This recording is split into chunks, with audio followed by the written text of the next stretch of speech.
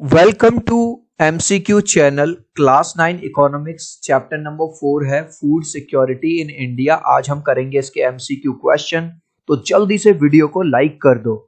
I hope children आपने video को like कर दिया है और अभी तक चैनल को सब्सक्राइब नहीं किया तो सब्सक्राइब कर दो सो दैट आपको हमारे सारे अपडेट्स मिलते रहे। क्वेश्चन नंबर 1 देखिए, which organisation is responsible for maintaining buffer stock. Children, कभी भी कोई बुरा टाइम आ सकता है ना, कोई कैलेमिटी आ सकती है, कुछ भी हो सकता है, तो बुरे टाइम के लिए पहले से ही बफर स्टॉक रखा जाता है।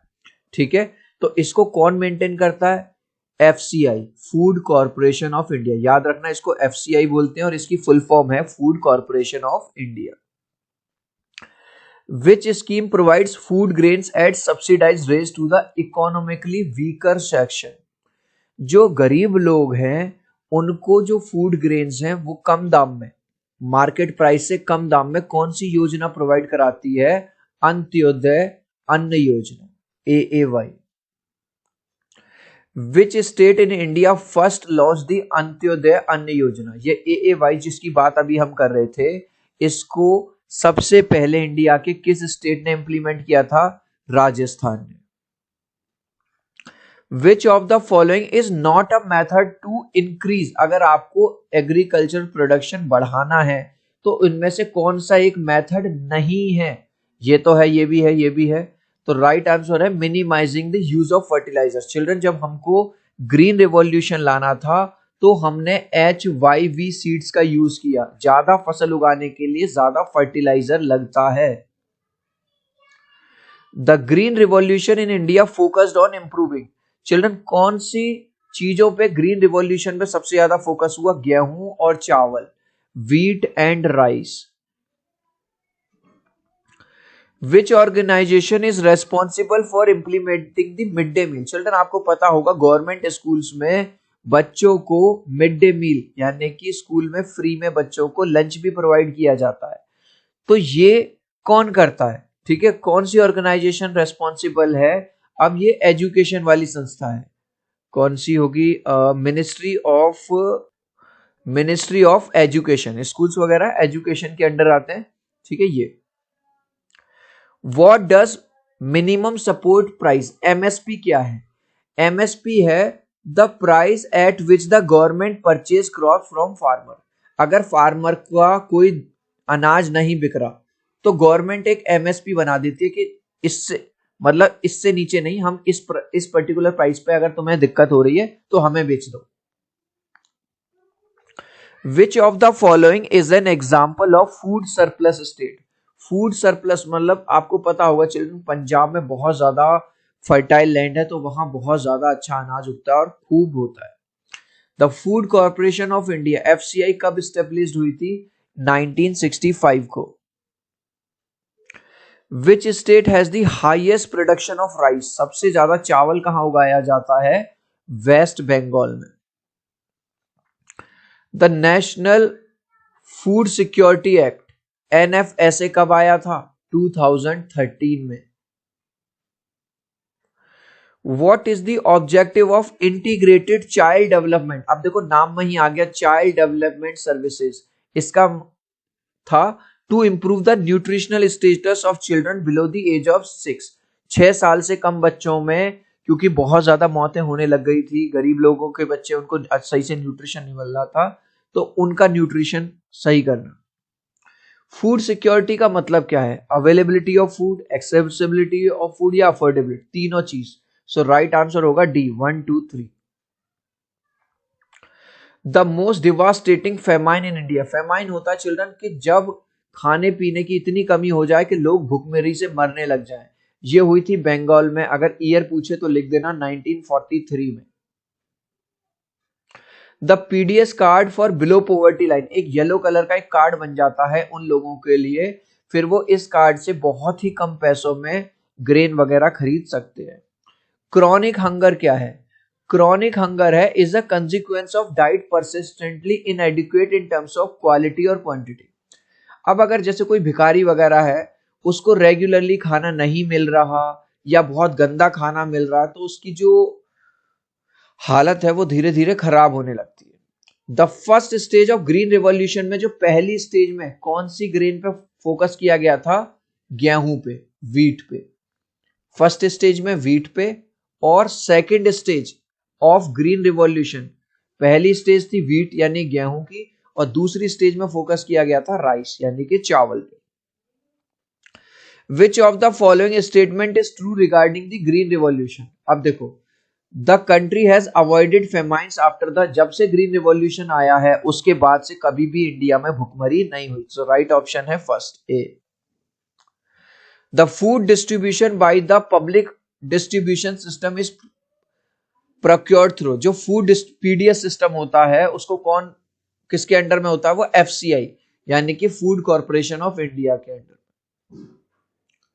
The shops used for distribution, children आपने शायद देखा होगा आपके गली मोहल्ले में भी, क्या पता इस तरह की शॉप हो, इनको हम राशन की दुकान भी कह देते हैं, ठीक है, फेयर प्राइस शॉप कह देते हैं।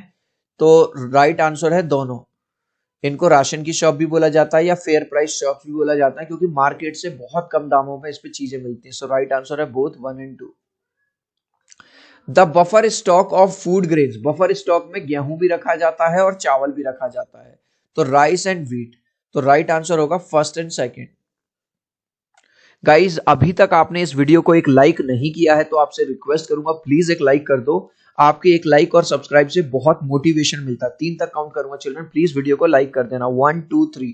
आई होप चिल्ड्रन आपने वीडियो को लाइक कर दिया है, चैनल को सब्सक्राइब कर दिया है। Thank you guys. Next question, the purchase of buffer stock is done at, जो बफर स्टॉक खरीदा जाता है वो एमएसपी यानी कि मिनिमम सपोर्ट प्राइस पे गवर्नमेंट खरीदती है फार्मर से। Who added a new dimension to food security, में नया डायमेंशन कौन लेके आए थे? Amartya Sen.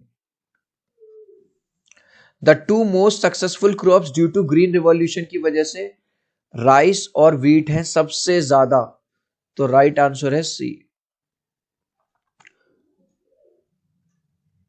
When was the special stamp entitled Wheat Revolution, जब ग्रीन रिवॉल्यूशन आया सबसे फर्स्ट स्टेज थी व्हीट की, उसकी स्टाम्प कब लागू हुई, कब लॉन्च हुई? 1968 में।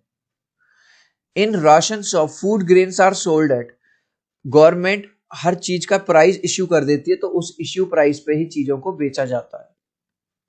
The term of FFW, FFW का मतलब है food for work programme, food for work मतलब काम करोगे तो आपको खाना मिलेगा। When did green revolution take place? 1970 में ग्रीन रिवॉल्यूशन आई। राशन शॉप्स को हम किस नाम से जानते हैं? फेयर प्राइस शॉप्स के नाम से जानते हैं। The farmers are paid, farmers को क्या देती है सरकार? मिनिमम सपोर्ट प्राइस यानी एमएसपी देती है उनकी फसलों को खरीदने के लिए। अन्नपूर्णा स्कीम वाज लॉन्च्ड, कब लॉन्च हुई थी? ईयर 2000 में। Antyodaya scheme was launched, Antyodaya कब हुई थी? 1 सेकेंड, हाँ अन्नपूर्णा हुई थी 2000 में, और 2000 में ये भी हुई थी, दोनों। Under the public distribution system, जिसको चिल्ड्रन हम पीडीएस बोलते हैं, the issue prices, issue price क्या होता है? लेस देन मार्केट प्राइस, तभी तो गरीब लोग उस पे आएंगे जब कम दाम में मिलेगी चीज आपको। Amul is cooperative established in, Amul जो कोऑपरेटिव सोसाइटी है वो गुजरात में एस्टेब्लिश्ड हुई थी। Under the target public distribution system, PDS में क्या होता है? फैमिलीज को 35 किलोग्राम तक अनाज दिया जाता है हर फैमिली को। 35। To whom the yellow card, yellow card किसको दिया जाता है? ऐसे लोग जो बिलो पॉवर्टी लाइन है यानी कि जो गरीब लोग हैं उनको लिए दिया जाता है। Who released a special stamp entitled wheat revolution, अभी हमने देखा था ग्रीन रिवॉल्यूशन आने के बाद व्हीट रिवॉल्यूशन वाला स्टाम्प जारी किया गया इंडिया में, उसको किसने जारी किया था? इंदिरा गांधी, जो कि प्राइम मिनिस्टर थी। The most devastating famine occurred in Bengal, Bengal में जो भुखमरी आई थी वो 1943 में आई थी। In which state 94% ration shops are run by, 94% ration shop cooperative चलाता है, कौन से स्टेट में? Tamil Nadu. At what price government किस प्राइस पे परचेज कर लेती है? एमएसपी पे परचेज कर लेती है फार्मर से। जो मोस्ट डिवास्टेटिंग फेमाइन आई थी इंडिया में वो कहां पे आई थी? वो आई थी बंगाल में। क्रोनिक हंगर्स का मतलब क्या है? अगर आदमी के पास पैसा नहीं है, सही बात है। इनएडिक्वेट, खाने की भी कमी है, क्वालिटी की भी कमी है। सो राइट आंसर होगा all of the above. In which part of the country grain bank, अब पैसे वाली बैंक तो हम सब जानते हैं, ब्लड बैंक भी जानते हैं, ग्रेन बैंक्स कहां पे चलाई गई? महाराष्ट्र में। Minimum support price is announced by the government to provide incentives to farmers. MSP किसके लिए होता है? फार्मर्स के लिए। The main purpose of buffer stock scheme is, buffer stock क्यों रखा जाता है? To solve the problem of shortage of food, ताकि खाने की कमी ना हो। एक ऐसी कोऑपरेटिव सोसाइटी का नाम बताओ विच जो मिल्क भी प्रोवाइड करती है, वेजिटेबल भी, और controlled rate decided by government. ये है मदर डेयरी। इस लास्ट क्वेश्चन का आंसर आप मुझे दोगे कमेंट सेक्शन में, देखूंगा कितने बच्चे राइट आंसर देंगे। द मोस्ट डिवास्टेटिंग फेमाइन कहां पे आई थी 1943 में? आसाम में, बंगाल में, बिहार में या उड़ीसा में? आप चाहो तो अपने आंसर में कमेंट में ए, बी, सी या डी लिख देना, मैं समझ जाऊंगा। सो आई होप मेरा ये वीडियो आपको बहुत अच्छा लगा होगा। प्लीज वीडियो को लाइक कर देना, चैनल को सब्सक्राइब कर देना। अब हम मिलते हैं अगले वीडियो में। Bye bye.